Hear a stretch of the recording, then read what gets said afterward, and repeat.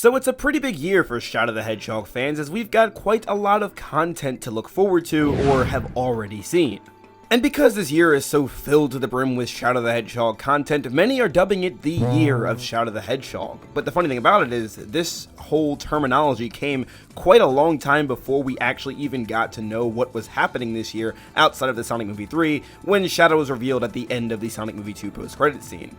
But I digress. You didn't come here for me to give you a Shadow the Hedgehog newsreel and tell you everything that's going to happen to the character this year, because I'm going on a limb here and assuming you probably already know what's happening. But if you don't, here's a quick little list. So anyway, this is going to be a big year for Shadow the Hedgehog, and I think that this character will be changing forever because of it. Now, it's still up in the air whether or not this change will be for the better or for the worse, but either way, a change is imminent. Now, why do you say this, Sonic? So that's probably the question that's on your mind. And it's not because of the influx of Shadow the Hedgehog content, well, that's a big part of it, but really it's because of one key element, and that is the Sonic Movie 3. Now, I'm going to go on a limb here and assume that the reason why we're getting an influx of Shadow the Hedgehog content to begin with is because of Shadow starring in the Sonic Movie 3. A lot of this stuff really, I don't think would be happening if it weren't for this movie coming out. So having said that, the movie will be the magnum opus this year for not just Shadow, but for the entire Sonic the Hedgehog franchise. Before anything else, the movie is going to be the #1 thing on people's minds. Now, it probably would have been this way regardless if there were games coming out, because a movie is a movie. It's the thing that's in the public eye the most in comparison to a game. But even still, both the Sonic Movie 1 and 2 did well in the box office, and they were reviewed pretty well from critics and fans alike. Having said that, this movie is going to set the bar as to what Shadow the Hedgehog's character is going to look like for the future. Now, the reason why I can so confidently say that is because if we look at the impact of both the Sonic Movie 1 and 2, you'll see that a lot of changes were made to the characters, even if they were pretty small ones. The first example I'd like to note is Sonic's character, and even if it isn't a huge change, there is the whole lightning thing going on there. Before the release of the Sonic Movie 1, Sonic was always known for being the Knight of the Wind, or the Blue Blur, or something along those lines. But the Sonic Movie 1 came, and they made Sonic have this electric aura about him. And now we see that not just in the comics, but also the mainstream games like Sonic Frontiers. Outside of that, there really wasn't that much of an impact on the character itself. Sonic stayed relatively the same. But if we look at the character Knuckles in the Sonic Movie 2, I'd say that Knuckles in this movie in particular had a huge impact on the character.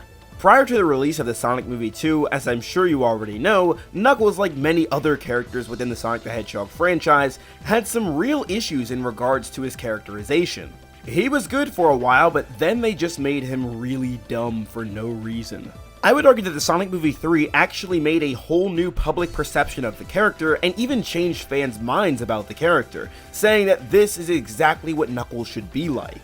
And basically immediately after this happened, Knuckles received substantially better writing. Now, this could be due in part to the writing changing for the Sonic the Hedgehog universe in terms of new writers coming in and out of the franchise, but either way, that's still worth mentioning because of the impact of the movies and the direction the franchise continued to go in.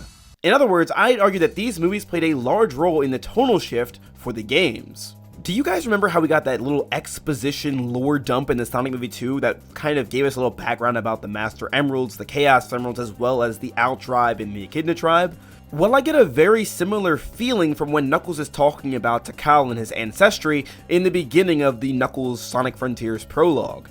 I mean, in truth, if you really think about it, prior to this moment in the Sonic Frontiers prologue and just Sonic Frontiers in general, we didn't really get a whole bunch of Sonic lore sprinkled in our games. It was kind of just new things happening and disregarding all of the old stuff. Like, when was the last time the Chaos Emeralds prior to Sonic Frontiers were really relevant? I say all of that to say that the movies are extremely important for this franchise. They can and will change everything. So what does that mean for Shadow the Hedgehog? Well, as I said earlier, the Sonic Movie 3 is going to be the biggest thing for this franchise this year, and I believe that because of it, it'll be the thing that I think most people will engage with when partaking in this franchise. So with that in mind, a new public perception of Shadow the Hedgehog will be created. If this movie decides to make the perfect Shadow by having him have the best writing of all time, people will see Shadow as one of the greatest Sonic characters ever, and it will be because of his writing, and not just because of the fact that he was cool. Like me, I love Shadow because I thought he was cool, you know, back in the olden days, he was awesome. Now, while I do believe the movie will play the biggest role in changing Shadow forever, I'm not going to count out the games either, like Sonic X Shadow Generations with the Shadow the Hedgehog storyline. Now, Shadow's storyline in this game is as follows. When Shadow's old nemesis, Black Doom, reemerges and threatens to take over the world, Shadow must journey into his own past, confront painful memories, face familiar foes, and unlock new powers to save the world and prove why he's known as the ultimate life form. To me, this literally screams soft reset. I feel like they're giving us a little reboot of Shadow the Hedgehog's character by explaining who he was, where he came from, and also retweaking his characterization, making him maybe possibly better than how he currently is.